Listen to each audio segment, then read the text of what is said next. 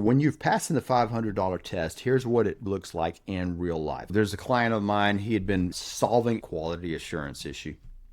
He had expertise in this with a big giant company. He knew how the big giant company operated. What he didn't know is all these other smaller manufacturing companies around his area, their quality assurance wasn't quite up to par with what the big giant companies were. And of course, when the big companies buy from smaller companies, they demand quality. Talking to some friends of his, doing an exercise very much like this, and he realizes the quality assurance is a big problem for some of these companies. One particular company said, we need a clean process. It's messy and it's costing us money. There's key.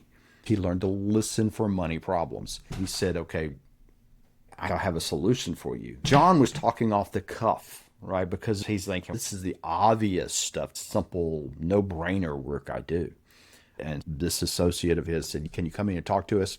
He goes in, and they were just blown away by just his simple little things and said, how much would you charge to solve this problem? He gives them a quote of $2,500. And they were like, done.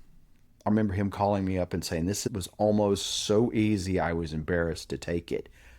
There's a clue. He found other people that needed this kind of similar help. That's proof that his skills and his abilities were valuable in the market outside of his day job.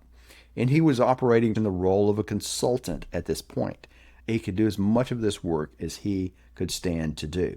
But he got started with one customer, one project, one kind of specific problem, and got his proof of what he needed.